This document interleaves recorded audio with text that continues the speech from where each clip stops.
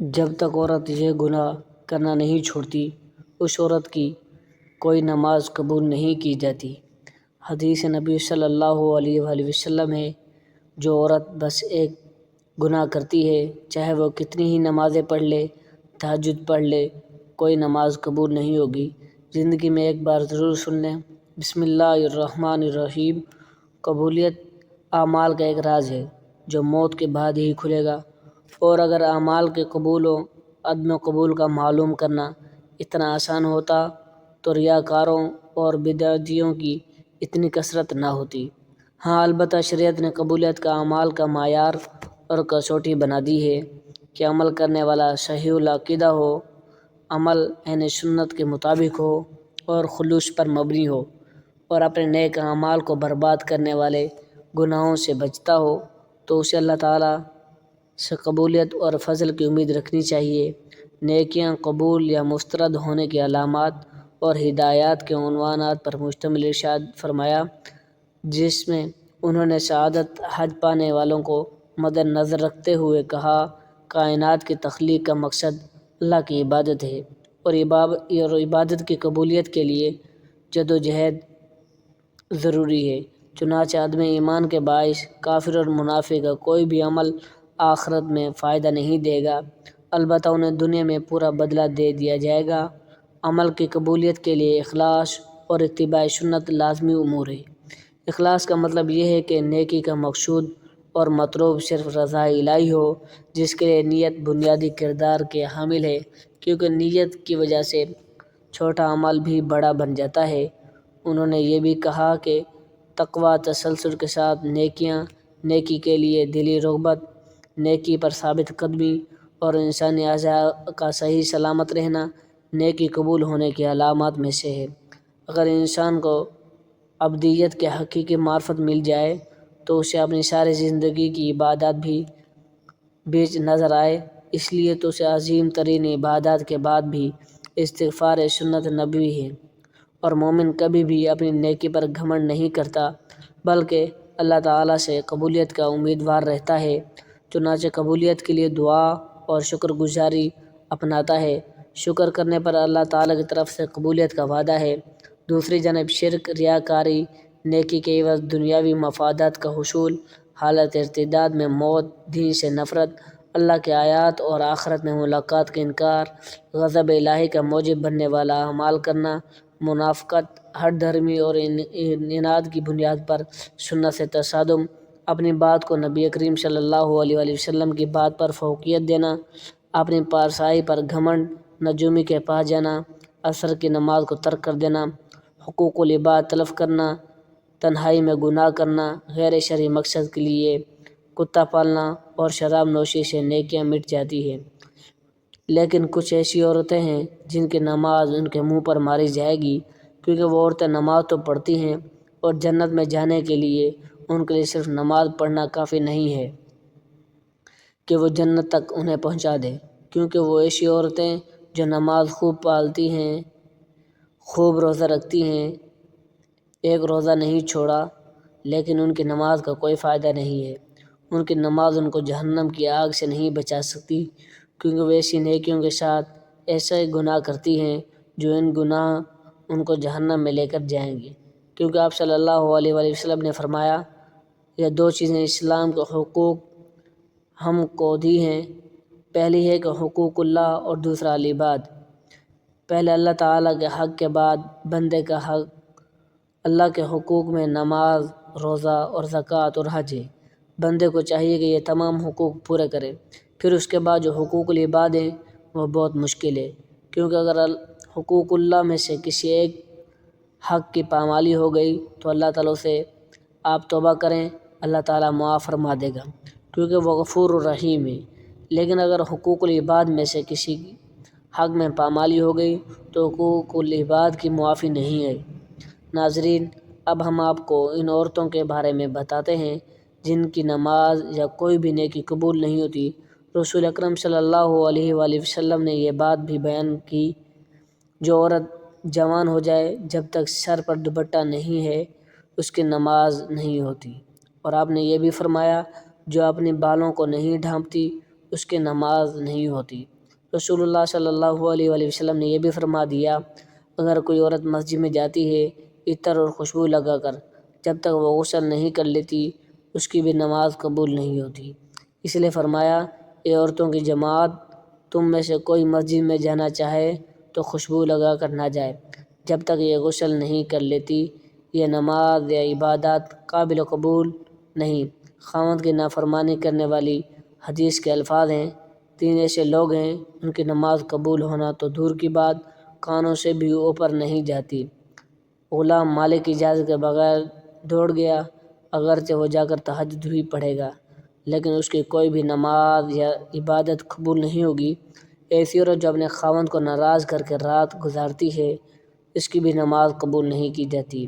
اور ایسا انسان جو لوگوں کو نماز تو پڑھاتا ہے لیکن لوگ اس کی امامت پر خوش نہیں ہیں، پسند نہیں کرتے، شرط یہ ہے کہ کوئی شرعی سبب ہو، ویسے مزاج کی بات نہ ہو۔ ایسا انسان اگر کسی سبب کی وجہ سے لوگ اسے پسند نہیں کرتے تو ایسے انسان کی نماز قبول نہیں ہوتی۔ حضرت ابو ہریرہ رضی اللہ تعالیٰ عنہ سے روایت ہے کہ آپ صلی اللہ علیہ وآلہ وسلم نے فرمایا، 3 لوگوں کی نماز قبول نہیں ہوتی اور نہ کوئی نیکی اوپر چڑھتی ہے۔ نمبر 1، بھاگے ہوئے غلام کی جب تک کہ اپنے مولا کے پاس نہ آ جائے اور ان کے ہاتھ میں اپنا ہاتھ نہ دے۔ نمبر 2، ایسی عورت جس سے اس کا شوہر ناراض ہو۔ نمبر 3، مست شرابی کی جب تک شراب کا اثر ختم نہ ہو جائے۔ اس حدیث کے فائدے میں لکھتے ہیں، مرد عورت پر نگران ہے اور عورت اس کے ماتحت ہے۔ خدا کے بعد عورت کے لیے شوہر ہی ہے۔ والدین کے حق پر شوہر کا حق غالب ہو گیا ہے۔ اگر مذہب میں کسی کو سجدے کے تعظیمی کی اجازت ہوتی تو عورت کو ہوتی، وہ اپنے شوہر کو سجدہ کرے۔ حدیث پاک میں ہے، عورت کے لیے اس کا شوہر جنت یا جہنم ہے، کیونکہ اس کے حق کو ادا کر کے جنت جا سکتی ہے۔ جس کا اتنا بڑا حق ہے بھلا اسے ناراض کیسے کیا جا سکتا ہے؟ پھر خدا نے جسے رفیق حیات بنایا ہے، زندگی بھر کا ساتھی اور معاون بنایا ہے، دنیا میں جس کے بغیر گزارا نہیں، اسے کیسے ناراض رکھا جا سکتا ہے؟ اس لیے اگر کوئی شوہر ناراض ہو جائے تو اسے راضی کرنے کی کوشش کرنی چاہیے، کیونکہ اس کے بغیر دنیا و آخرت میں نقصان ہے۔ حضرت عائشہ رضی اللہ تعالی عنہا کی روایت ہے، نبی کریم صلی اللہ علیہ وآلہ وسلم نے فرمایا، بالغہ عورت کی نماز سر ڈھانپنے کے بغیر قبول نہیں ہوتی۔ اس حدیث میں نماز کے دوران سر ڈھانپنے کا حکم ہے۔ چنانچہ اگر عورت دوران نماز سر نہ ڈھانپے تو اس کی نماز قبول نہیں ہوتی۔ عورت کو نماز میں ہاتھ، پاؤں اور چہرے کے علاوہ باقی سارا بدن ڈھکنا ضروری ہے، سینہ بند ضروری نہیں۔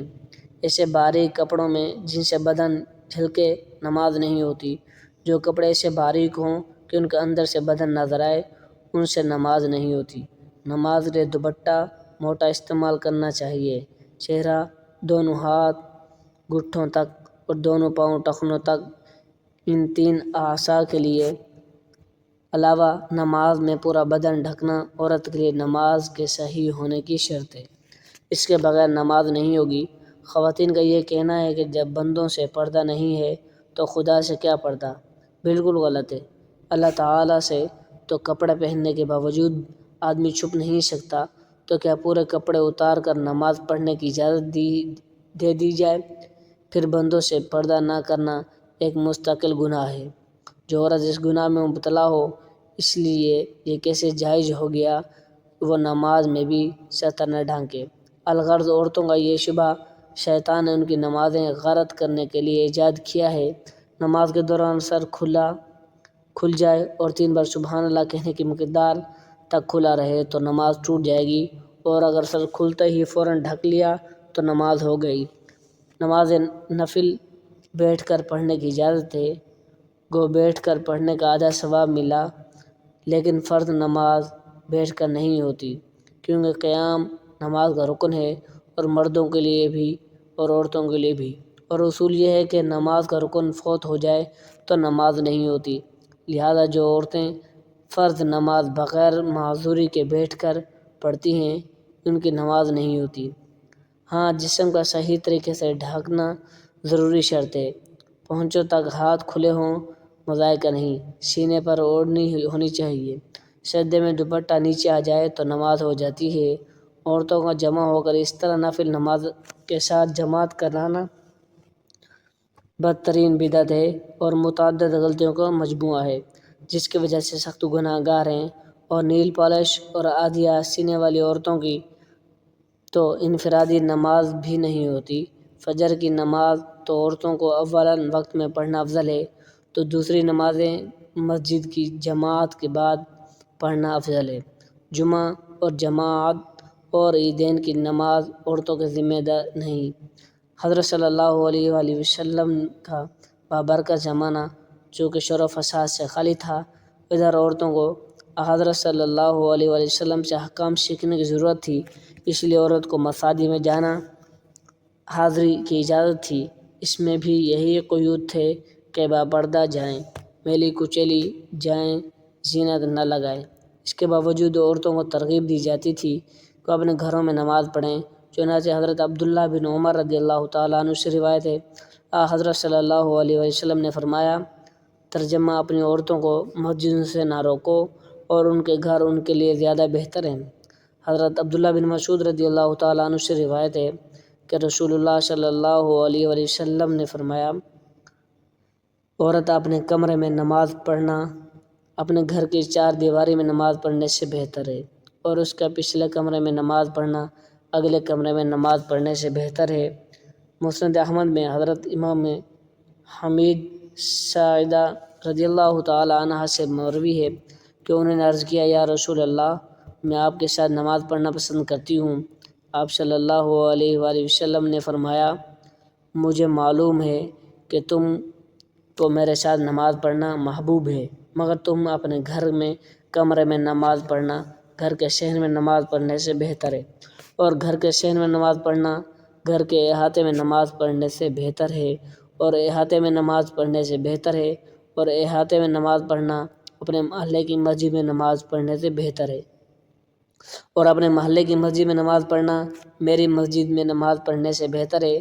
راوی کہتے ہیں کہ حضرت ام حمید رضی اللہ تعالیٰ عنہ نے یہ ارشاد سن کر اپنے گھر کے لوگوں کو حکم دیا کہ گھر کے سب کے دور اور تاریک ترین کونے میں چلے جائیں، نماز کی جگہ بنا دی جائے۔ چنانچہ ان کی ہدایت کے مطابق جگہ بنا دی گئی، وہ اسی جگہ نماز پڑھا کرتی تھی یہاں تک کہ اللہ تعالیٰ سے جا ملی۔